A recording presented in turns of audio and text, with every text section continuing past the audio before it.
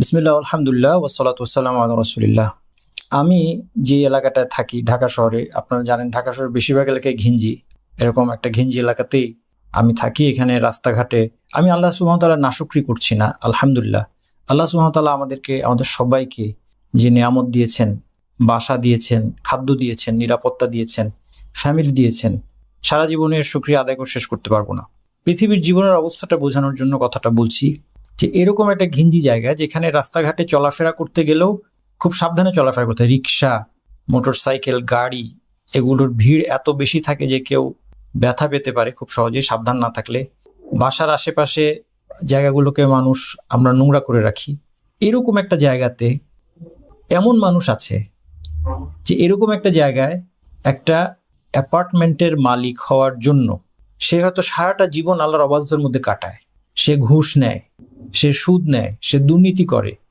সে আল্লাহ সুবহানাহু ওয়া তাআলার ক্রোধকে কাঁধে নিয়ে কি অর্জন করতে চায়?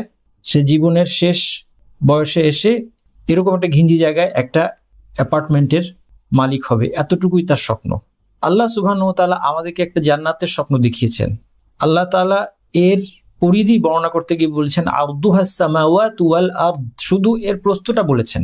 আমরা জানি যে একটা জায়গার কি কি ডাইমেনশন হয়, 3টা ডাইমেনশন হয়। একটা দৈর্ঘ্য আছে, একটা প্রস্থ আছে, আর একটা উচ্চতা আছে। আল্লাহ সুবহানাহু ওয়া তাআলা শুধু আরদটা বলেছেন, যেটা আরবিতে এর মানে হচ্ছে প্রস্থ। এই প্রস্থটাকে বলেছেন সামাওয়াত ওয়াল আরদ। 7 আসমান এবং জমিনের পরিধির সমতুল্য হচ্ছে জান্নাতের পরিধি। এর মধ্যে বিজ্ঞানীদের, অ্যাস্ট্রোনমারদের সমস্ত আলোচনা সীমাবদ্ধ মহাবিশ্বকে ঘিরে। আর এই মহাবিশ্বের যে আলোচনাটা তারা করেন, এই পুরোটাই হচ্ছে প্রথম আসমানকে ঘিরে আলোচনা। এবং সেই প্রথম বাকি আসমানগুলোর কোনো তথ্য আমাদের কাছে নাই কোরআন এবং হাদিস ছাড়া। কোরআন এবং হাদিস থেকে যে তথ্য পেয়েছি সেটা ছাড়া বিজ্ঞানীদের হাত দিয়ে কোনো তথ্য আমাদের কাছে নাই। মহাবিশ্ব সম্পর্কে যে তথ্য, যে একটা এস্টিমেট তারা করতে পেরেছেন এখন পর্যন্ত, সেটা হচ্ছে মহাবিশ্বের ব্যাস হচ্ছে, তারা বলে থাকেন 46 বিলিয়ন লাইট ইয়ার্স, অর্থাৎ 46 পর 9টা শূন্য। আলো প্রতি সেকেন্ডে 3 লক্ষ কিলোমিটার গতিতে চলে 46 বিলিয়ন বছর ধরে যদি চলে, প্রতি সেকেন্ডে 3 লক্ষ কিলোমিটার গিয়ে 46 বিলিয়ন বছর ধরে চললে যতটুকু সে যেতে পারবে, এটা হচ্ছে এখন পর্যন্ত বিজ্ঞানীদের একটা এস্টিমেশন, ধারণা যে এটা হচ্ছে আমাদের মহাবিশ্বের ব্যাস। এটাকে ধরে নিতে পারেন প্রথম আসমান। যদি ধরে নেই এটা প্রথম আসমান, তাহলে 7 আসমান এবং পৃথিবী ব্যাপী প্রস্থ সেই জান্নাত, সেটা কত বড়। আমরা যদি আমাদের জীবনটাকে আল্লাহর আনুগত্যের মধ্যে কাটাতাম, তাহলে সেই জান্নাতের অনন্ত যে ওয়ান্ডারল্যান্ড, এর অধিকারী আমরা হতে পারতাম। তার কাছে আমি উদাহরণ দিয়েছি আমার এলাকার। পৃথিবীর যদি সবচেয়ে বিলাসবহুল যে বাসা, অথবা সবচেয়ে বিলাসী যে লোক, তার যে সাম্রাজ্য, তার সাথেও এর কোনো তুলনাই চলে না। বরং সর্বনিম্ন জান্নাতি যে হবে, সে যে বিশাল রাজত্ব পাবে, তার সাথেও এর কোনো রকমের কোনো দিক থেকে, না কোয়ালিটির দিক থেকে না কোয়ান্টিটির দিক থেকে কোনো তুলনা চলে। এই জান্নাতের জন্য, এই স্বপ্নপুরীতে যাওয়ার জন্য আমাদেরকে কাজ করতে হবে। এই স্বপ্নটা আমাদেরকে দেখতে হবে, যেন এর কারণে পৃথিবীতে আল্লাহ সুবহানাহু ওয়া তাআলার আনুগত্যের মধ্যে যে কষ্টটা আমাদের মনে হচ্ছে রয়েছে, সেই কষ্টটা আমাদের জন্য সহজ হয়। এবং ওয়াল্লাহি, আল্লাহ সুবহানাহু ওয়া তাআলার আনুগত্যের পথটাই সহজ পথ। এটা হচ্ছে আল্লাহ তাআলার অগ্রিম পুরস্কার। এইটা বেঈমান মানুষ কোনোদিন বুঝবে না। একমাত্র ঈমানদার এটা উপলব্ধি করতে পারবে যে সে যখন আল্লাহর আনুগত্যের উপর থাকার জন্য স্যাক্রিফাইস করে, তখন আল্লাহ সুবহানাহু ওয়া তাআলার পক্ষ থেকে তার পথ চলা সহজ হয়ে যায়, তার জীবনটা শান্তির হয়ে যায়। এটাকে আল কোরআনে এই প্রতিশ্রুতি দেওয়া হয়েছে হায়াতান তাইয়্যিবা। এটাকে হায়াতুন তাইয়্যিবা, একটা উত্তম জীবন বলা হয়েছে। একমাত্র মুমিন ব্যক্তি এই উত্তম জীবনের অধিকারী হতে পারে, আর কেউ নয়। আজকে আল কোরআনের জান্নাতের যে বিবরণ, এই আলোচনা আমরা শুরু করেছিলাম, আজকে আমরা কমপ্লিট করবো ইনশাআল্লাহ সূরা আত-তুরের আলোকে। আল কোরআনের জান্নাতের বিবরণের একটা অসাধারণ দিক আপনাদের সামনে তুলে ধরবো। আমি নিশ্চিত আপনার 99% কখনো এটা খেয়াল করেননি, 2-1 হয়তো করে থাকতে পারেন। স্টেপ বাই স্টেপ ইনশাআল্লাহ আমি এটাকে আপনাদের সামনে তুলে ধরবো। আমরা সূরা আত-তুরের আলোচনা করছি। আমাদের আলোচনার উদ্দেশ্য হচ্ছে, এটা আমার মূলত আল কোরআন শিক্ষার ক্লাস।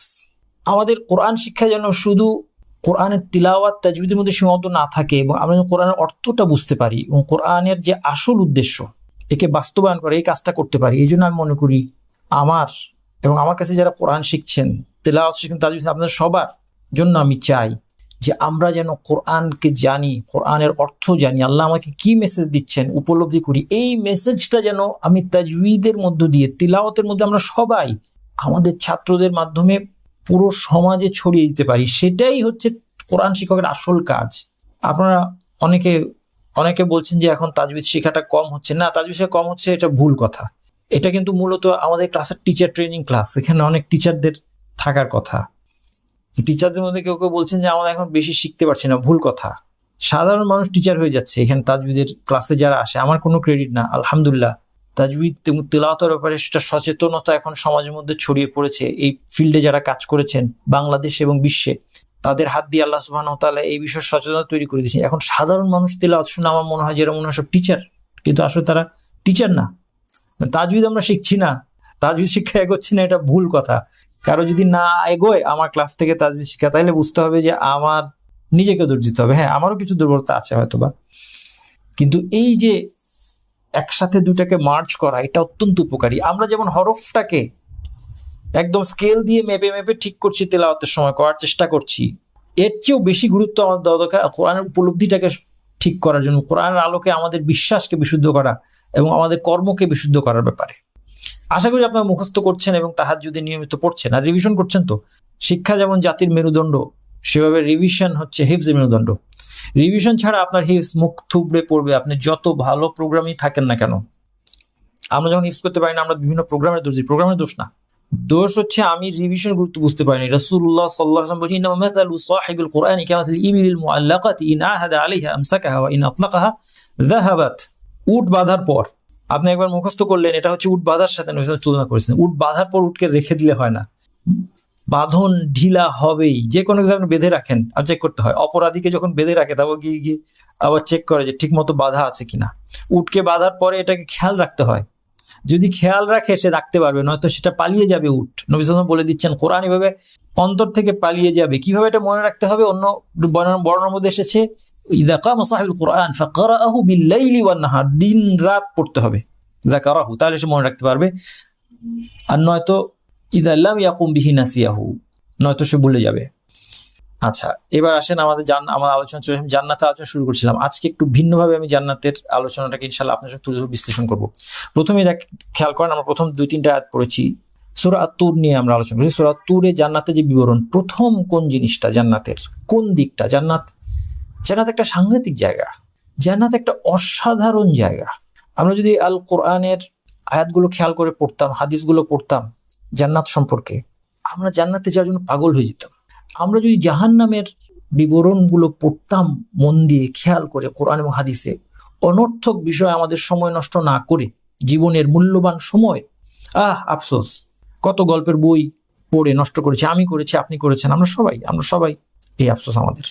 এখনো সময় আছে, এখনো বাকি দিনগুলোতে আমরা সব অনর্থক কাজের সময় নষ্ট না করে আমরা যদি আল কোরআনের জান্নাতের বিবরণগুলো পড়ি, আমরা এখানে যাওয়ার জন্য এটি হবে আমাদের একমাত্র লক্ষ্য। সব স্যাক্রিফাইস আমরা করতে পারবো ইনশাআল্লাহ। আমরা যদি আল কোরআন হাদিসের জাহান্নামের বিবরণগুলো পড়ি, এটা থেকে বাঁচার জন্য আমি সবকিছু আমার দিয়ে দিতে আমি প্রস্তুত হয়ে যাব ইনশাআল্লাহ। এই বর্ণনাগুলো তো এই জন্যই দেওয়া হয়েছে। এই জান্নাতের বর্ণনাটা অত্যন্ত অসাধারণ। আমরা যখন কোরআন পড়তে যাই, আমাদের অনেকেরই প্রথম যেই রিয়াকশনটা হয়, আমাদের কাছে মনে হয় যে আল কোরআনের কথাগুলো একটার সঙ্গে একটা সামঞ্জস্য নেই। কারণ আমরা মানুষের লেখা যে বইগুলি পড়ি, এর থেকে আল কোরআনের বাচনভঙ্গি সম্পূর্ণ অন্যরকম। অনেকেরই প্রথমবার পড়ার সময় মনে হবে যে কেমন যেন কথাগুলো ছাড়া ছাড়া। আমার একটা অপিনিয়ন হচ্ছে, এই ব্যাপারে ভুল হতে পারে, আল্লাহ মাফ করুক, যে এটার একটা সিগনিফিকেন্স আমি বলবো। এটা একটা সিগনিফিকেন্স হচ্ছে কোরআন আপনাকে চিন্তা করতে বাধ্য করে। আপনি কোরআন দ্রুত পড়ে ফেলবেন তাড়াহুড়া করে, না, কোরআন আপনাকে সে সুযোগ দিবে না, সে আপনাকে চিন্তা করাবে। কিন্তু যেই মুহূর্তে আপনি চিন্তা শুরু করবেন, আপনি কিছুক্ষণের মধ্যে যেটা উপলব্ধি করবেন সেটা হচ্ছে কোরআন যেন আপনার অন্তরের কথা টের পাচ্ছে, এবং ঠিক যে কথাটার পর বলার কথা সেই কথাটা তারপরেই বলছে। এবং এই জন্য আপনি যদি, এবং যে কেউ যদি ঠান্ডা মাথায় মনকে অন্যান্য চিন্তাভাবনা এবং প্রিকনসিভ ধারণা থেকে মুক্ত করে কোরআন পড়তে বসে, সে শুধুমাত্র কোরআন স্টাডি করার মাধ্যমে এই ইমানের মধ্যে চলে আসবে যে এটা আল্লাহ সুবহানাহু ওয়া তাআলার বাণী, এটা কোনো মানুষের বাণী হতে পারে না। কারণ আমার মনের কথা তো আর কেউ জানে না, আমি কি চিন্তা করছি, আমার এখন কি পড়া দরকার, এই আয়াতটা পড়ার পরে কোন আয়াতটা পড়া দরকার, এটা তো আমার মনের কথা। আমার মনের মধ্যে কি প্রশ্ন আসছে, এটার উত্তর কিভাবে এখানে আসলো? কারণ আল কোরআন যার বাণী, তিনি অন্তর্যামী। শুধুমাত্র এই জন্য আপনারা কনভার্টদের ঘটনাগুলো দেখবেন, অনেক কনভার্ট আছে পৃথিবীতে যারা অন্য ধর্ম থেকে, এমনকি নাস্তিকতা থেকে ইসলামের মধ্যে এসেছে কোরআন পড়ে। শুধুমাত্র কেউ বলতে পারে যে লজিক্যালি সে তো স্রষ্টায় বিশ্বাস করে না, সে কোরআন পড়ে কেন ঈমান আনবে? তার কারণ হচ্ছে কোরআন পড়া মাত্র সে বুঝতে পারে যে একজন স্রষ্টা আছেন এবং এটা তার বাণী হতেই হবে, এছাড়া কোনো অপশন নাই। আচ্ছা, প্রথম কোন জিনিসটা জান্নাতের প্রথম সূরা তুরের মধ্যে প্রথম কোন দিকটা আমাদের সামনে আসে? জান্নাতের অসাধারণ সুখ শান্তির কোন আসপেক্ট? আমরা এখন আসপেক্টগুলো চিন্তা করব। প্রথম যেটা আসে এটা যে জান্নাত শব্দটার মধ্যেই আছে। জান্নাত শব্দটার মধ্যে ইন্নাল মুত্তাকিন, প্রথম আয়াতটা খেয়াল করেন, আপনারা মুখস্থ করে ফেলেছেন অনেকেই, আপনারা খেয়াল করতে পারবেন যে প্রথমেই জান্নাতের বিবরণের প্রথম আয়াত হচ্ছে ইন্নাল মুত্তাকিনা ফি জান্নাতিন ওয়া নাঈম। মুত্তাকিনা জান্নাত এবং সুখ শান্তি এবং সুখ শান্তির উপকরণ ভোগ বিলাসের মধ্যে থাকবে। আল বাইদাউই বলেন, একজন মুফাসসির, তিনি তার তাফসীরের মধ্যে যে বলছেন ওয়াল জান্নাতুল মাররাতু মিনাল জান্নি ওয়া হুয়া মাসদারু জান্নাহু ইযা সাতারাহু ওয়া মাদারু তারকিবি আলা সাতর। মূল কথাটা আমি বলছি, তিনি বলছেন যে জান্নাত শব্দটার যে গঠন, এটার মূলের মধ্যে আছে কোনো কিছুকে ঢেকে রাখার অর্থ। তারপর তিনি বলছেন সুম্মিয়া বিহা শাজারুল মুযাল্লিলু লিলতিফাফি আগসানিহি লিল মুবালাগাতি কাআন্নাহু ইয়াসতুরু মা তাহতাহু সুতরাতান ওয়াহিদা। তিনি বলছেন যে প্রথমত গাছকে জান্নাত বলা হয় কারণ গাছ তার নিচের অংশটাকে ছায়া দিয়ে ঢেকে ফেলে। তারপর তিনি বলছেন সুম্মাল বুস্তানু লিমা ফিহি মিনাল আশজারিল মুতাকাসিফাতিল মুযাল্লিলা। দ্বিতীয় পর্যায়ে বাগানকে জান্নাত বলা হয় কারণ বাগানের মধ্যে ঘন যে গাছপালাগুলো ছায়া দিয়ে বাগানটাকে ঢেকে ফেলে, এই জন্য, এই যে ঢেকে ফেলার অর্থ। এরপর বলছেন সুম্মা দারুস সাওয়াবি লিমা ফিহা মিনাল জিনান। এরপর সেই ওয়ান্ডারল্যান্ড, সেই স্বপ্নের রাজ্য, দারুস সাওয়াব। জান্নাত কিন্তু একটা জায়গার নাম, জান্নাত একটা জায়গার নাম, এটা একটা জায়গা, এটা আছে। আপনি যেমন, আমরা মানুষ যেমন চিন্তা করি পৃথিবীর কোনো একটা খুব সুন্দর জায়গা, খুব সুন্দর একটা দেশ, এর কথা আমরা শুনেছি, এর ছবি আমরা দেখেছি, ওই দেশটার কথা শুনলে আমাদের মনের মধ্যে একটা আন্দোলন হয় যে আমি যদি যেতে পারতাম ওই জায়গায়। জান্নাতকে আমাদের এভাবে দেখতে হবে, এটা আছে, এটা সৃষ্ট একটা জায়গা। এটার কিছুক্ষণ আগে বললাম যে এটা কত বিশাল, এবং এর বর্ণনাগুলো যখন আমরা পড়বো ঠিক সেভাবে আমার মনের মধ্যে একটা অস্থিরতা তৈরি হবে, একটা প্যাশন তৈরি হবে সেখানে যাওয়ার জন্য। এই প্যাশনটা তৈরি করতে হবে, নতুবা আমরা জান্নাতের পথে চলতে পারবো না। এই জন্য এটা দারুস সাওয়াব, এটা পুরস্কার, ভোগ বিলাসের জন্য, এনজয়মেন্টের জন্য, মুমিনদের মুত্তাকিদের শান্তির জন্য, পুরস্কারের জন্য আল্লাহ এই দেশটাকে তৈরি করেছেন, সাজিয়েছেন। এবং সেখানে যেহেতু অনেক বাগান উদ্যান আছে, সেই জন্য এর নাম হচ্ছে জান্নাত। এরপর তিনি বলছেন ওয়াকিলা, দ্বিতীয় মত, কেন জান্নাতকে জানাবো? তাহলে বুঝতে পারছেন যে যেহেতু গাছপালা দিয়ে ঢাকা একটা জায়গা, এই জন্য এটাকে জান্নাত বলা হয়েছে। দ্বিতীয়ত সুম্মিয়াত বিযালিকা লিয়ানুসাতারা ফিদ দুনিয়া মা আ'আদ্দা ফিহা লিল বাশারি মিন আফনানিন নি'আমি কামা ক্বালা ফালা তা'লামু নাফসুম মা উখফিয়া লাহুম মিন কুররাতি আ'ইউন। কেউ কেউ বলেছেন একে জান্নাত বলা হয়েছে কারণ আল্লাহ সুবহানাহু ওয়া তাআলা জান্নাতে ঠিক কি কি পুরস্কার মুমিনদের জন্য তৈরি করে রেখেছেন, এটা গোপন রেখেছেন। আল্লাহ কোরআনে বলছেন ফালা তা'লামু নাফসুম মা উখফিয়া লাহুম মিন কুররাতি আ'ইউন। আমরা প্রতি রাত্রে এটাকে এবার নিজেকে খুব কষ্ট দিয়ে দিয়ে পড়ি, তাই না? রুটিন করে, ভালো রুটিন করে পড়া ভালো, যে এটা বিশেষ ফজিলত আছে, আমাকে পড়তে হবে। কিন্তু কেন আমাকে কষ্ট করে করতে হয়? কারণ আমি পড়তে হয়, কারণ আমি অর্থটা যদি আমি দেখছি না, তো অর্থটা যদি আমি খেয়াল করতাম, ফালা তা'লামু নাফসুন মা উখফিয়া লাহুম মিন কুররাতি আ'ইউন। কত সুন্দর করে আল্লাহ তাআলা বলেছেন যে কোনো নাফস জানে না তার চোখের আরামের জন্য যে দৃষ্টিকে সে পৃথিবীতে অবনত রাখে আল্লাহর জন্য, আল্লাহর ভয়, সেই দৃষ্টিকে আনন্দ দেওয়ার জন্য কি লুকিয়ে রাখা হয়েছে। অন্য কিরাতের মধ্যে এসেছে মা উখফি লাহুম মিন কুররাতি আ'ইউন। অসাধারণ কিরাত। আল কোরআনের কোন কোন আয়াত বিভিন্নভাবে নাজিল হয়েছে। আপনি বলতে পারেন এটা আমার জেনে ফায়দা কি? আমি একভাবেই পড়ি, অনেক বড় ফায়দা আছে। যেটা আপনারা পড়ছেন এখন সূরা সাজদা, ফালা তা'লামু নাফসুম মা উখফিয়া লাহুম মিন কুররাতি আ'ইউন, যা লুকিয়ে রাখা হয়েছে, এটাকে এভাবে পড়া যায় মা উখফি লাহুম। আল্লাহ বলছেন আমি লুকিয়ে রেখেছি। আপনি ভেবে দেখেছেন?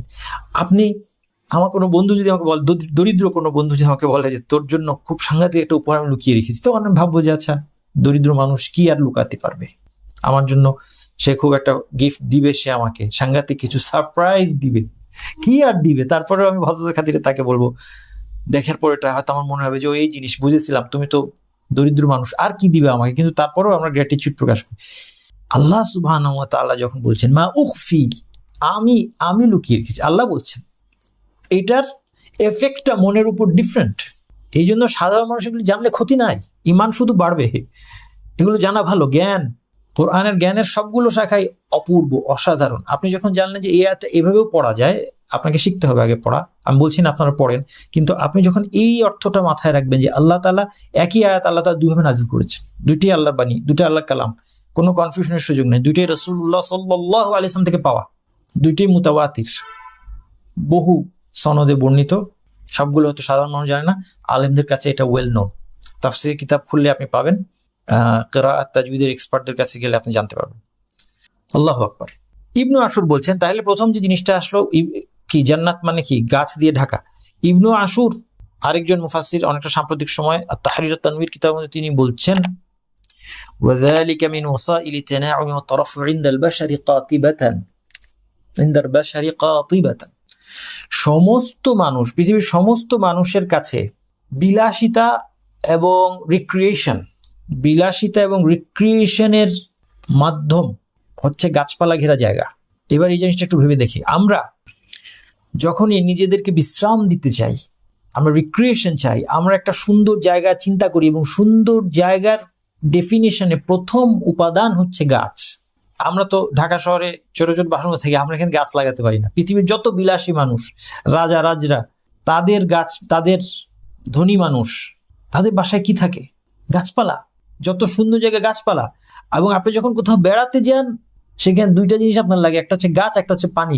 গাছের কথা এই জন্য জান্নাতের প্রথমে, আর পানির কথা সূরা আত-তূরের মধ্যে আসে নাই, কিন্তু কোরআনে অনেক জায়গায় আপনাদের মুখস্থ আছে, জান্নাতুন তাজরি মিন তাহতিহাল আনহার। কোরআন তেলাওয়াতের সময় জান্নাতুন তাজরি বলে থেমে যাবেন না। এত বিরক্ত লাগে আমার কাছে যে ইমাম সাহেবরা, এগুলো জানা উচিত ইমামদের। জান্নাতুন তাজরি বলে থেমে যাচ্ছেন, জান্নাতুন তাজরি থামার কোনো দরকার নেই, তার ওখানে নিঃশ্বাস শেষ হয় নাই। বয়স্ক মানুষ, বুড়া মানুষ, আমার অথবা আমার নিঃশ্বাস কম, আমি থেমে গেলাম, আলাদা, তার মাজুর। ইমাম কেন এখানে থামবে? জান্নাতুন তাজরি মানে হচ্ছে জান্নাতটা চলছে, জান্নাত চলছে না। জান্নাতুন তাজরি মিন তাহতিহাল আনহার, এর তলদেশ দিয়ে, নিচ দিয়ে, এর নিচের অংশে নদ নদী, ঝর্ণা, স্রোতস্বিনী, এগুলো সব বয়ে যাচ্ছে। কি সুন্দর জায়গা, গাছ এবং পানি। তাহলে আর গাছ, সেই জান্নাতের গাছ কি দুনিয়া গাছের মতো? না। ইন্না ফিল জান্নাতি লাশাজারাতান ইয়াসিরু রাকিবুল জাওয়াদাল মুদাম্মারাস সারিআ মিআতা আমিন মা ইয়াকতাউহা। একজন খুব ট্রেইনড একটা ঘোড়া দ্রুত ছুটিও 100 বছরে পার হতে পারে না। বুখারী 6553। অনেকে আমাকে প্রশ্ন করেন, আমার কাছে ইমেইলে অনেক সময় প্রশ্ন আসে, সব প্রশ্ন উত্তর দেওয়া সম্ভব হয় না, এখানে উত্তর দিয়ে দিচ্ছি। হাদিসের নাম্বার বিভিন্ন রকমের নাম্বারিং হয়, নাম্বার সবসময় মিলবে না। আমি যে এডিশন থেকে নাম্বার দিচ্ছি, সেই এডিশনের সাথে আপনি না মিললে আপনার কিন্তু নাম্বার মিলবে না।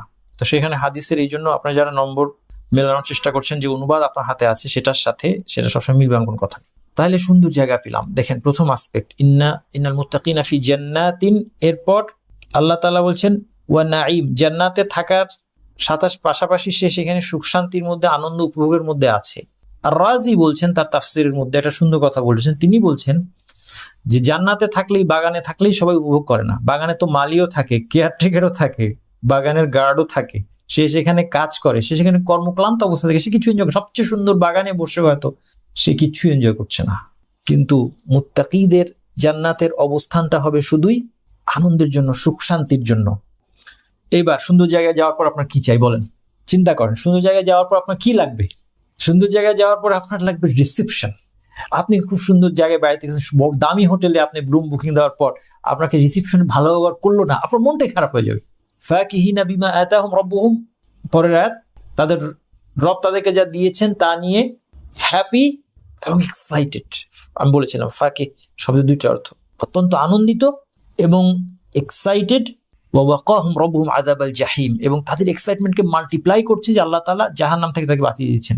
এবার রিসেপশন, কুলু ওয়াশরাবু হানিআম বিমা কুনতুম তা'মালুন। হানিআন ব্যাখ্যা করেছি, আজকে আর বিশেষ বলবো না। খাও, পান করো, স্যার আপনি খান, কি খাবেন? কোনো এতটুকু খেতে পারবেন, এরপরে পে করতে হবে না, যত চান আপনি খান, নিশ্চিন্তে খান, নিশ্চিন্তে পান করেন। বিমা কুনতুম তা'মালুন। আবার আল্লাহ সুবহানাহু ওয়া তাআলা কোনো খোঁটা দেন নাই। আমি বলেছিলাম যে আমাদের সারা জীবনের আমল দিয়েও আপনি জান্নাতে একটা আঙ্গুরের দানা কেনার যোগ্যতা নাই। সারা জীবনের আমল দিয়ে জান্নাতে আপনার স্ত্রীর মাথার স্কার্ফটা আপনি কিনতে পারবেন না। সারা জীবনের সমস্ত আমল দিয়ে জান্নাতের মালার একটা পুঁতি আপনি কিনতে পারবেন না। কিন্তু আল্লাহ সুবহানাহু ওয়া তাআলা তাদেরকে বলছেন তোমাদের ক্রেডিট এটা, বিমা কুনতুম তা'মালুন, তোমাদের আমলের কারণে। এর চেয়ে সুন্দর কোনো রিসেপশন হওয়া সম্ভব না। এবং এই রিসেপশনের মধ্যে ফুড অ্যান্ড ড্রিঙ্কের ইঙ্গিত দিয়ে দেওয়া হয়েছে, ফুড অ্যান্ড ড্রিঙ্কের কথা সামনে আসছে। তাহলে দুইটা কম্পোনেন্ট পেলেন, একটা হচ্ছে সুন্দর জায়গা হলো, রিসেপশন হলো। বাসা তো লাগবে, বাসার বিবরণ সূরা তুরের মধ্যে আসে নাই, কিন্তু ফার্নিচারের বিবরণ আসছে যেটা বাসার ইঙ্গিত দিয়ে দিচ্ছে। আর অন্য জায়গায় কোরআনের অন্যান্য আয়াত এবং হাদিসে সে কি বাসা, জান্নাতের বাসার বিবরণ আসছে। জান্নাতের বাসাটা কেমন, জান্নাতের সি বিচে আপনি যে তাঁবুটায় থাকবেন সেটা কেমন, এসবগুলি বর্ণনা, সেই সি বিচের বালুটা কেমন, এসব কিছু অন্যখানে এসেছে। খালি আমাদের পড়ার অপেক্ষায়। এবং পড়ার উপকরণ আজকে সহজ হয়েছে। আজকে এগুলি পড়ার জন্য একটা ক্লিকের মধ্যে কোরআনের আয়াত তাফসীর সহ, একটা ক্লিকের মধ্যে হাদিস অর্থ সহ ব্যাখ্যা সহ, একটা ক্লিকের মধ্যে লেকচার। আল্লাহু আকবার। কল্যাণ নেওয়ার কোনো মানুষ নাই। আমরা অপ্রয়োজনীয় জিনিস নিয়ে কথা বলে, মুসলিমরা আজকে এমন বিষয় নিয়ে জানতে চাচ্ছে সেটা সে কিছুই করতে পারছে না, তার করার সাধ্যের বাইরের জিনিস, এমন জিনিস নিয়ে সে জিজ্ঞেস করছে, তার কৌতূহল যা কিছু শুধু তাকে তার মনের মধ্যে ডোপামিন ঢালতে পারে, শুধু সেটাই দেখে। ডোপামিন অ্যাডিকশন বুঝেন তো আপনারা, এখনকার যুগের মানুষ ডোপামিন অ্যাডিকশনটা বুঝতে হবে। যেই অ্যাডিকশনের কারণে এই অ্যাডিকশন আমরা সবাই আক্রান্ত। আমরা মনে করছি তো আমরা ড্রাগ থেকে মুক্ত, আলহামদুলিল্লাহ, সেটা খুব ভালো কথা, কিন্তু এই ড্রাগের মধ্যে আমরা সবাই আছি। যেই অ্যাডিকশনের কারণে আপনি বসেই আপনি কি করেন, কোথাও বসলেই আপনি মোবাইলটা হাতে নেন, শুইলেই প্রথমে মোবাইলটা হাতে নেন, ঘুম থেকে উঠেই প্রথমে মোবাইলটা হাতে নেন। কেন?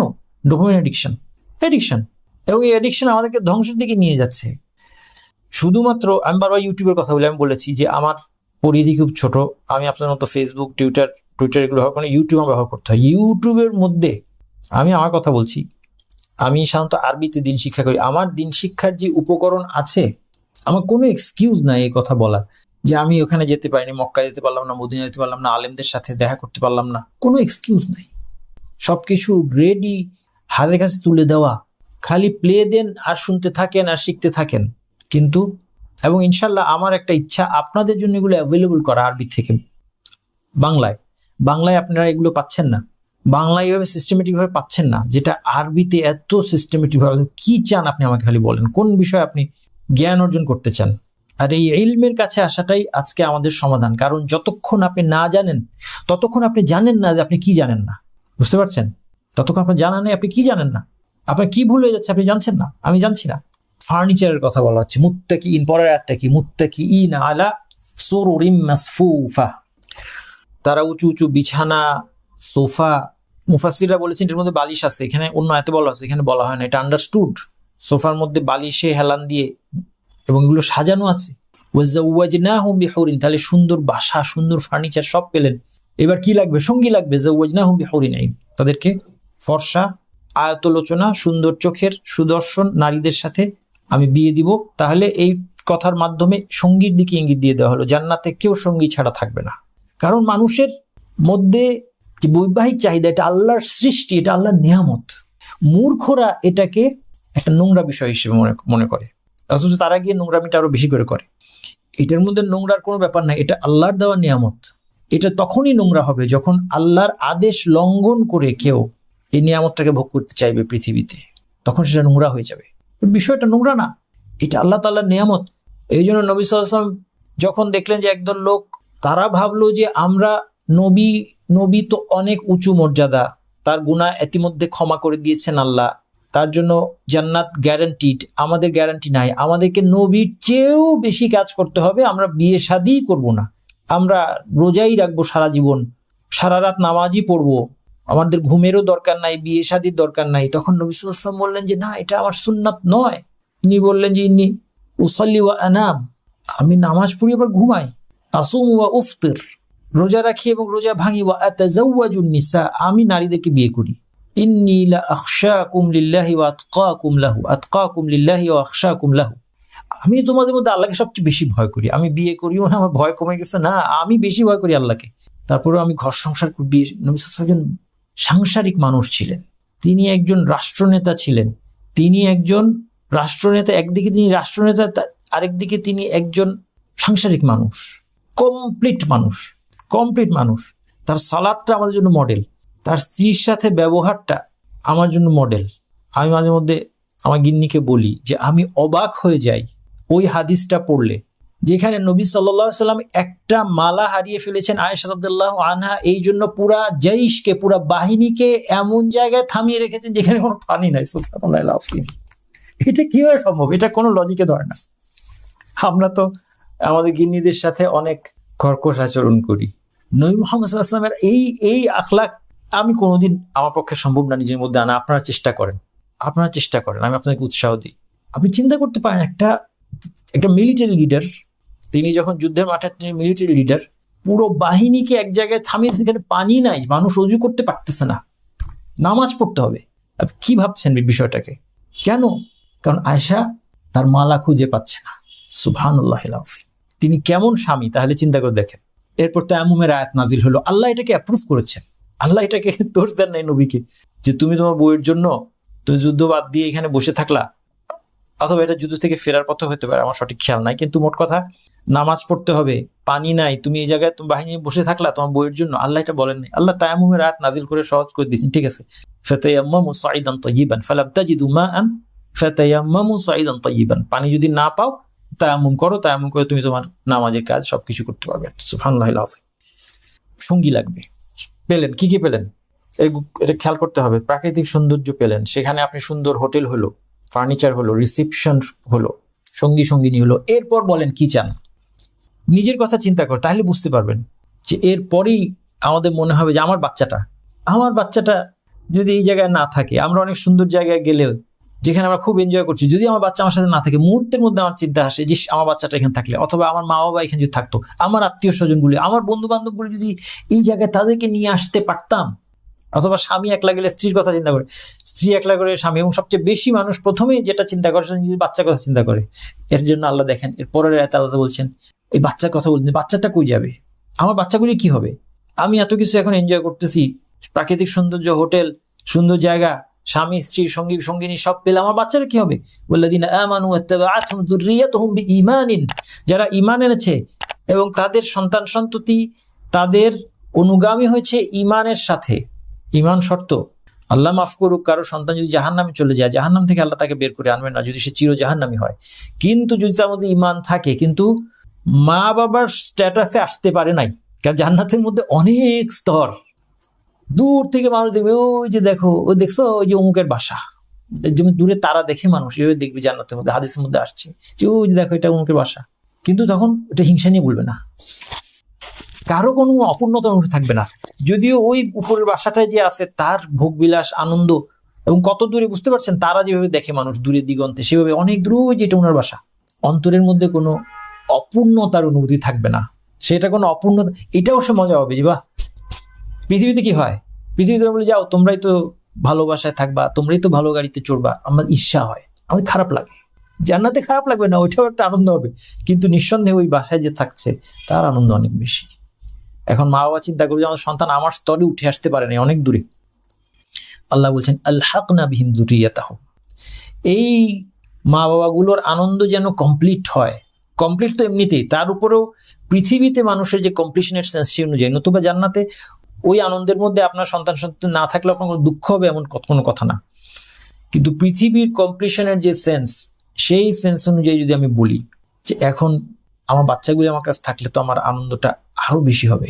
আল্লাহ বলছে আলহাকনা বিহিম যুররিয়াতাহুম, তাদের বাচ্চাগুলোকে তাদের সাথে আমি একসাথে করে মিলিয়ে দিব, যদিও তারা ওই স্তরে আসার যোগ্য ছিল না। ওয়ামা আলাতনাহুম মিন আমালিহিম মিন শাই, দেখেন আল কোরআন রিড করছে আমাকে, বাচ্চাগুলো আমার স্তরে আসবে তাহলে কি আমার সওয়াব কমে যাবে? ওয়ামা আলাতনাহুম মিন আমালিহিম মিন শাই, আল্লাহ বলছেন না, তাদের আমল কমাবো না।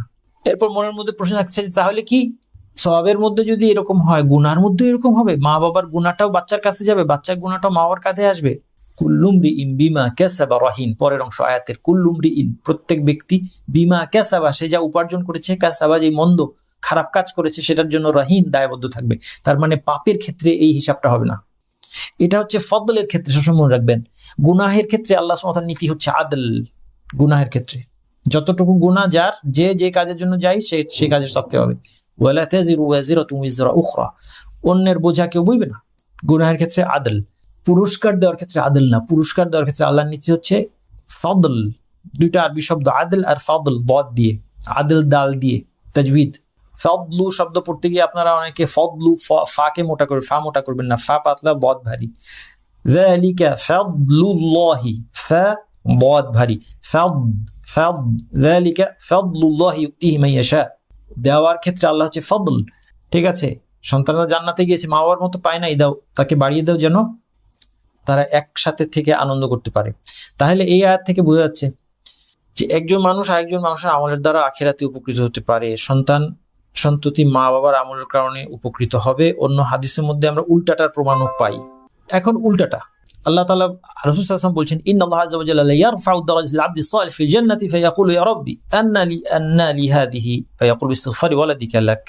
জান্নাতে একজন সৎকর্মশীল লোকের স্তরকে আল্লাহ বাড়িয়ে দিবেন। সে যেখানে থাকার কথা তার চেয়ে উঁচু স্তরে সে যখন থাকবে, সে বলবে যে কিভাবে এটা হলো হে আমার রব, মানে আমি তো এই আমল করি নাই, আমি এত উঁচু স্তরে কিভাবে আসলাম? তখন আল্লাহ তাআলা বলবেন যে তোমার সন্তান তোমার ইস্তিগফার করার কারণে।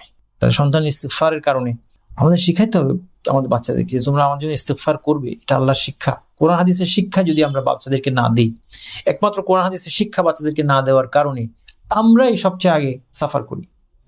এবার কি চান বলেন? 5টা জিনিস হলো, সুন্দর জায়গায় আমরা আসলাম, সুন্দর জায়গায় আসার পর রিসিপশন পেলাম, সুন্দর বাসা পেলাম, ফার্নিচার পেলাম, ভোগের সব উপকরণ পেলাম, স্বামী স্ত্রী পেলাম, আমাদের বাচ্চাগুলি অথবা মা বাবা সবাই একসাথে আমরা মিলিত হলাম। এবার কি করতে হবে? এবার পার্টি করতে হবে না? এবার পার্টি করতে হবে। এই জন্য পৃথিবীতে আমরা তো বেশি পার্টি টাটি করি না, আমরা মোল্লা হুজুররা আমরা বেশি পার্টি করি না, কিন্তু জাগতিক মানুষ দেখেন না, তাদের 2 দিন পর পর পার্টি না করলে তাদের দম আটকে আসে। তাহলে জান্নাতে মুমিনরা পার্টি করবে না? জান্নাতে মুমিনরা পার্টি করবে, কিন্তু পার্টি করতে গেলে তো ঝামেলা আছে। তুমি 50 জন লোককে দাওয়াত দিয়ে নিয়ে আসছো, এটা রানবে কে? সার্ভ করবে কে? তারপরে যখন গেস্ট চলে যাবে তুমি নিজে ধুয়ো। তুমি তো দাওয়াত দেওয়ার সময় তোমার খেয়াল ছিল না, তুমি নিজে ধুয়ো। এখন জান্নাতে এই টেনশন নাই। আল্লাহ বলছেন আমদাদনাহুম বিফাকিহাতিন ওয়া লাহমিন, মেনু সহ আপনাকে দিয়ে দিলেন। আমদাদনাহুম, আল্লাহ বলছেন আমি সাপ্লাই দিব পার্টির জন্য। পার্টির কথা এখন আসে নাই, পার্টিটা সামনে আসতেছে, আমি খেয়াল করতে হবে। এই জন্য কোরআনের বাচনভঙ্গি খেয়াল করলে বুঝবেন যে পার্টি হচ্ছে। আপনারা বলবেন যে কোথায় নাসিল, পার্টির কথা কোথায়? পার্টির কথা আসছে, কিন্তু আমি এই জন্য আগে পড়া, এই জন্য আপনাদেরকে বললাম আমি দেখাবো কোথায় পার্টি। একটা শব্দের মধ্যে আপনার প্রমাণ পাবেন যে এটা পার্টি, একটা শব্দের মধ্যে প্রমাণ আছে এটা পার্টি। কিন্তু প্রথমে আল্লাহ মেনুটা দিয়ে দিলেন এবং সাপ্লাই খেয়ে দিবেন, আল্লাহ দিবেন। বিফাকিহাতিন ওয়া লাহমিন, মেনুটি ঠিক করে নিয়ে আপনার টেনশন নেই। আল্লাহ 2টা জিনিসের কথা বলেছেন, ফল আর গোশত। আপনি মনে মনে ভাবছেন যে ফল আর গোশত এটা কি ভালো লাগবে? ফল আর গোশত দিয়ে হবে পার্টি? ফল খেয়ে কি মজা লাগবে? আল্লাহ বলে দিচ্ছেন মিম্মা ইয়াশতাহুন, টেনশনের কোনো কারণ নাই। জান্নাতের ফল এবং মাংস, কোনো টেনশনের কারণ নাই। মিম্মা ইয়াশতাহুন, এটা এমন হবে যেটা তাদের খেতে ভালো লাগবে, তাদের শাহওয়াত অনুযায়ী হবে, তাদের অ্যাপিটাইট, তাদের রুচি, তাদের কামনা বাসনা অনুযায়ী হবে।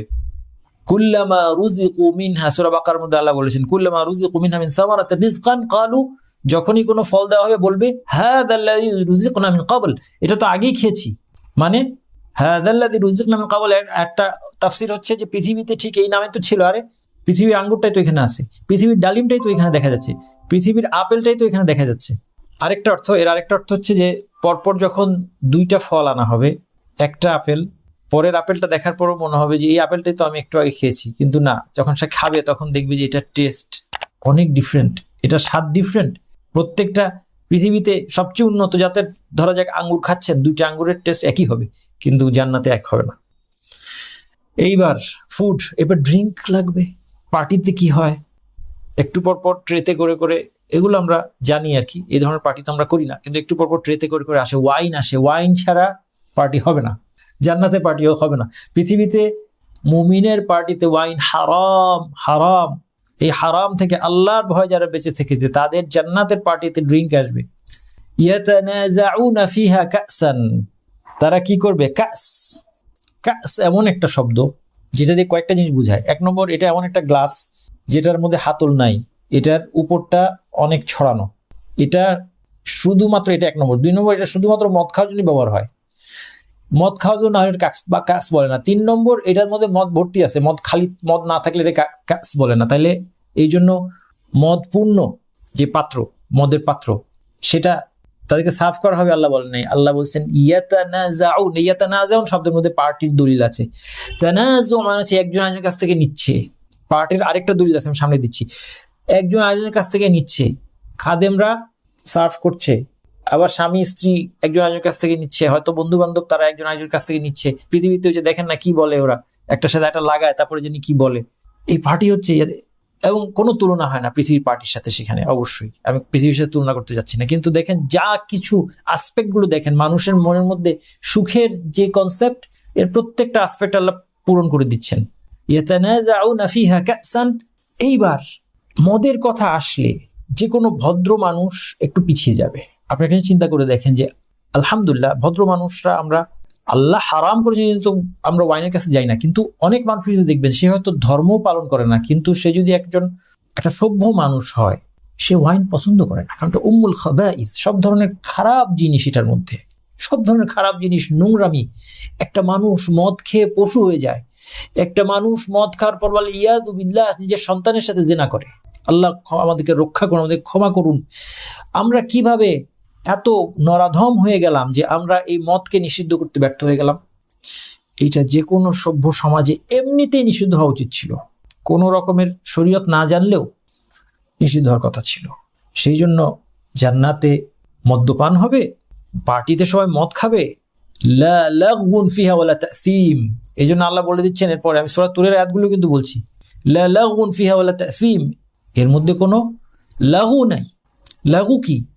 লাগু হচ্ছে যত রকম অপ্রয়োজনীয় অনর্থক বাজে জিনিস আছে, কি মদ খেয়ে একটা মানুষ গালি দিচ্ছে, একটা বাজে কথা বলছে, প্রলাপ বকছে, মাতাল হয়ে যাচ্ছে, লাগু। লাগু নাই। তাসীম, কোনো গুনাহ নাই। ওই মদ খেয়ে কোনো গুনাহের কাজ করবে না, কোনো মিথ্যা কথা বলবে না, গালি দিবে না, কাউকে মারবে না, কাউকে হত্যা করবে না, কোনো অন্যায় কাজ করবে না, কারণ সেই মদটাকে নেগেটিভ যা কিছু, অন্য আয়াতে এসে যে মাথা ধরবে না, যত নেগেটিভ কনসিকুয়েন্স আসে পৃথিবীর মদ খেয়ে, সেই সব কিছু জান্নাতের মদ থেকে দূর করা হয়েছে। লা লাগুন ফিহা ওয়ালা তাসীম। এখন পার্টি করবেন, এগুলো সার্ভ করবে কে? জান্নাতে গিয়েও বউরা চিন্তা করতেছে যে জান্নাতে গিয়েও তো আমার দেখা যাবে যে ইয়ে করতে হবে, রানতে হবে, আর আচ্ছা রানবো না, আল্লাহ দিবে ফল মাংস, তারপরে সার্ভ করতে হবে না। না, ওয়াতুফু আলাইহিম গিলমানুল লাহুম। গিলমান হচ্ছে গোলাম শব্দের প্লুরাল, তাদের গোলাম মানে কি? কিশোর। অন্যখানে তাকে বলছে উইলদানু মুখাল্লাদুন, তারা কম বয়সী শিশু। মুখাল্লাদুন, তারা সারা জীবন কিশোরী থাকবে। এরা মানুষ না, এদেরকে আল্লাহ তাআলা সৃষ্টি করেছেন পৃথিবী জান্নাতে, বিশেষভাবে জান্নাতীদের খাদেম হিসেবে এইগুলো সৃষ্টি করেছেন। ওয়াতুফু আলাইহিম। আচ্ছা, এই খাদেমগুলি দেখেন, আপনি একটা চিন্তা করেন যে গোলামের প্লুরাল হচ্ছে গিলমান, ওইখানে অনেক খাদেম থাকবে। আপনি যদি একটা পৃথিবীতে পার্টি করবেন, ধরেন 100 জন লোকের পার্টি, এখানে যদি প্রত্যেকের 1000 টাকা করে খাদেম আসে, এখানে আর কোনো পরিবেশ থাকবে? কোনো পার্টি করার পরিবেশই থাকবে না। কিন্তু জান্নাত তো এরকম হবে না, জান্নাতে কোনো জায়গার অভাব নাই। প্রথম বলা হচ্ছে ইয়াতুফু, প্রত্যেকটা শব্দ খেয়াল করা দরকার।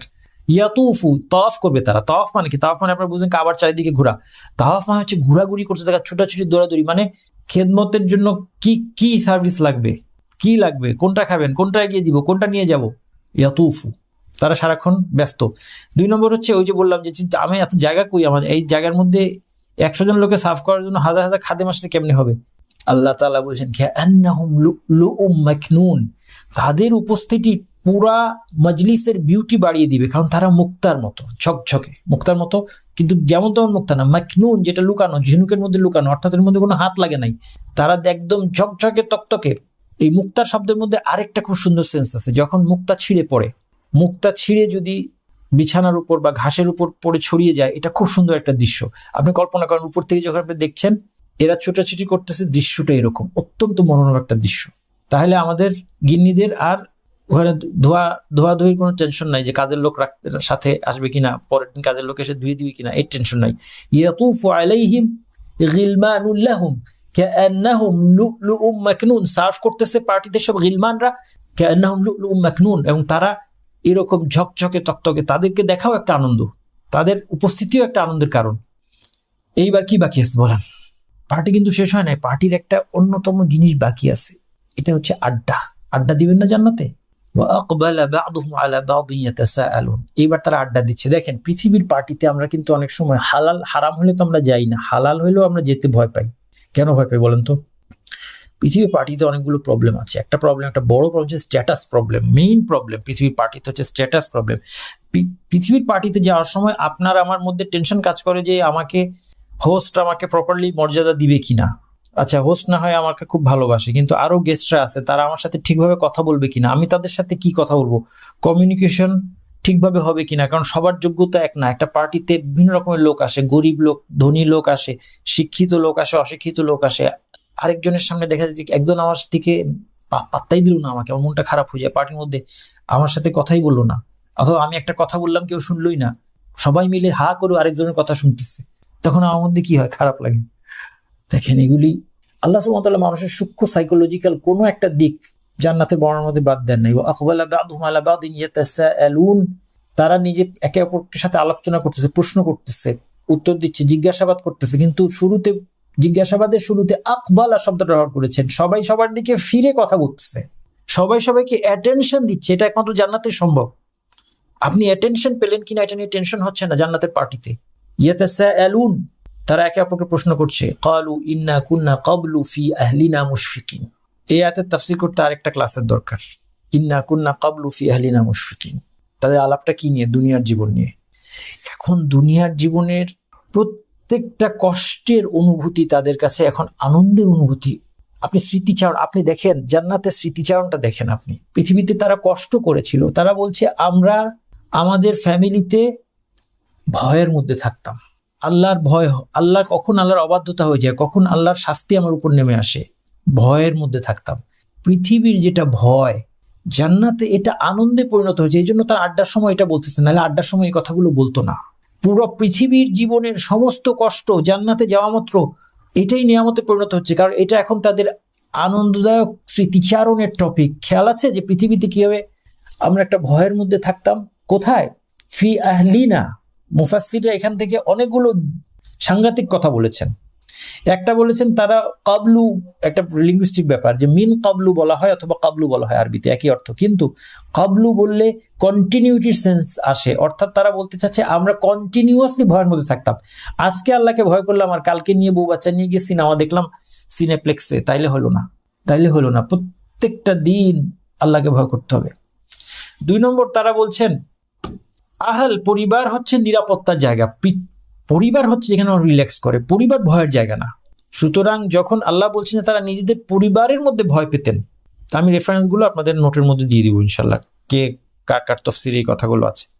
তাহলে অন্যত্র পরিবারের মধ্যে যখন তারা আল্লাহর ভয়ে কাটায়, আল্লাহর অবাধ্যতা হয়ে যায় কোনখান দিয়ে, এই টেনশনের মধ্যে থাকে, তাহলে অন্যত্র তাদের অবস্থাটা কি, কত সাংঘাতিক।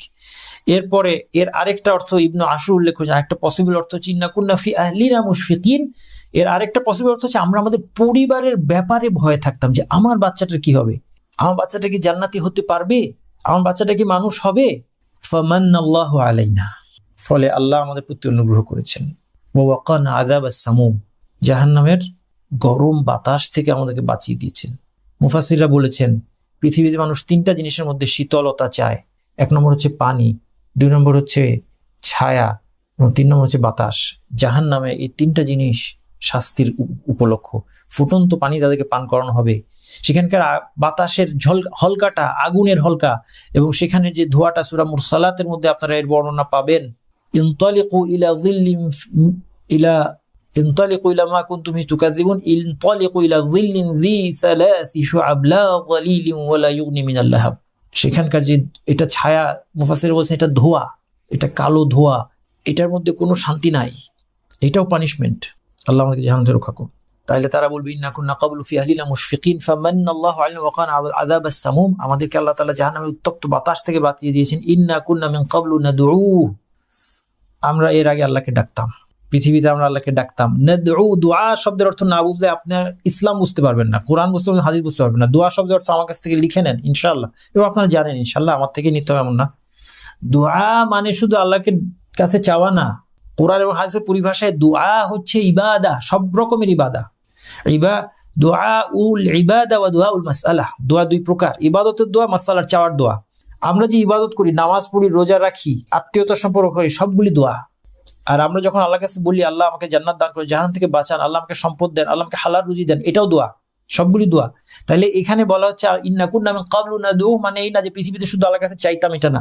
পৃথিবীতে আমরা আল্লাহকে ডাকতাম মানে আল্লাহর ইবাদত করতাম ইখলাস সহকারে, শিরক মুক্ত ভাবে, এবং একমাত্র আল্লাহর কাছে চাইতাম। ইন্নাহু হুয়াল বাররুর রহিম, আল্লাহ সুবহানাহু ওয়া তাআলা মহা অনুগ্রহশীল এবং দয়ালু। আমরা আল্লাহকে ডেকেছি, ইবাদত করেছি, আল্লাহ দয়া করে আমাদের ইবাদত কবুল করেছেন, আমাদেরকে জান্নাত দান করেছেন। আমাদের আলোচনা শেষ, এখন একটু তাজউীদ আলোচনা করব, তারপর আপনাদের প্রশ্ন তো শুনবো ইনশাআল্লাহ। 3টা মাসআলা, এগুলো আকীদার সাথে রিলেটেড। 2টা মাসআলা আমি নোটের মধ্যে দিয়ে দিয়েছি। এটা একটা প্রশ্ন ছিল এবং এটা এই আয়াতের সাথে লিঙ্কড। এটা হচ্ছে নাবালক সন্তানরা, নাবালক বয়সে যারা মারা যায়, বালেগ হওয়ার আগে কারো সন্তান মারা গেলে সে কি জান্নাতি না জাহান্নামী? সারসংক্ষেপ হলো, এটা আপনারা নোটটা পড়বেন, ওখানে একটু ডিটেলস লেখা আছে। সারসংক্ষেপ হচ্ছে মুসলিমদের নাবালক সন্তানদেরকে আল্লাহ জান্নাত দান করবেন, এটা আল্লাহ তাআলার অনুগ্রহ। তাদেরকে এত সুন্দর ভাষায় হাদিসে বর্ণনা করা হয়েছে। তাদেরকে বলছে দামিস। এই দামিস শব্দের অর্থ আপনারা ইনশাআল্লাহ অনুবাদের মধ্যে পাবেন না, আমি খুঁজেছি, অনুবাদের মধ্যে ঠিক মতো অনুবাদ করা হয় না এই দামিস শব্দের অর্থ। দুমুস এর প্লুরাল হচ্ছে দামিস। দুমুস হচ্ছে এমন একটা জিনিস যেটা পানির মধ্যে ছুটাছুটি করে। পানির মধ্যে আপনারা অনেক সময় ন্যাচারাল পানিতে, কোথাও পুকুর বা এই ধরনের জলাশয় পানি জমে, সেখানে দেখলে দেখবেন এক ধরনের জীব থাকে এটার মধ্যে, খুব ফাস্ট ছুটাছুটি করতে থাকে পানির সব জায়গায়, এটাকে বলে দুমুস। এই বাচ্চাগুলা জান্নাতে এভাবে ছুটাছুটি করবে এবং তার মা বাবাকে পেয়ে হাত ধরে, কাপড় ধরে ধরে দাঁড়িয়ে থাকবে নিয়ে যাওয়ার জন্য। সুতরাং এই জন্য আলেমরা বলেছেন যে মোটামুটি আলেমরা একমত এ ব্যাপারে, এবং আরো অনেকগুলো হাদিস আছে। মুমিনদের সন্তানরা জান্নাতি, নাবালক বয়সে মারা গেল। কিন্তু অবিশ্বাসীদের সন্তানরা, হাদিস থেকে প্রমাণ পাওয়া যায় যে তাদেরকে আল্লাহ সুবহানাহু ওয়া তাআলা, এটা হচ্ছে মুমিনদের বাচ্চাদের জন্য আল্লাহ ফদল, কারণ আল্লাহই ভালো জানেন যে কে কি আমল করতো। আমরা বলে দিতে পারি না, যেহেতু নিষ্পাপ শিশু, এ যদি বড় হতো তখন কি করতো আল্লাহ ভালো জানেন। এই জন্য মুমিনদের বাচ্চাদের জন্য এটা আল্লাহ তাআলার একটা ফদল, যেটা আমরা বলেছি যে আল্লাহ পুরস্কার দেওয়ার সময় আল্লাহ অতিরিক্ত দিতে পারেন, আমাদের কারো কিছু বলার নেই। আল্লাহ সুবহানাহু ওয়া তাআলা রাজাধিরাজ, তিনি মহাবিশ্বের স্রষ্টা, সবকিছুর মালিক, তিনি কাউকে দিয়ে দিলে আমাদের কিছু বলার নেই। অবিশ্বাসীদের বাচ্চাদের ক্ষেত্রে আল্লাহ কিয়ামতের দিন তাদেরকে তাৎক্ষণিক পরীক্ষা করবেন। তারা যখন এক্সকিউজ দিবে যে আমরা তো তখন বালেগ হই নাই, আমরা যদি বালেগ হতাম আমরা আপনার আনুগত্য করতাম, আল্লাহ তাৎক্ষণিক তাদেরকে পরীক্ষা করে দেখবেন যে আসলে কে। আল্লাহ তো জানেন, তারপরেও সেটা প্রকাশ করবেন যেন কেউ বলতে না পারে যে আল্লাহ আমার পরীক্ষা ছাড়া আমাকে তুমি জাহান্নামে ফেললে না। তার পরীক্ষা হবে, সেই পরীক্ষায় সে যদি ফেল করে সে জাহান্নামী হবে, যদি সে পাশ করে সে জান্নাতি হবে। আল্লাহ সুবহানাহু ওয়া তাআলা আমাদের সবাইকে জান্নাতে যাওয়ার তৌফিক দান করুন। সুবহানাকাল্লাহুম্মা ওয়া বিহামদিকা আশহাদু আল্লা ইলাহা ইল্লা আনতা আস্তাগফিরুকা ওয়া আতুবু ইলাইক। আসসালামু আলাইকুম ওয়া রাহমাতুল্লাহি ওয়া বারাকাতুহু।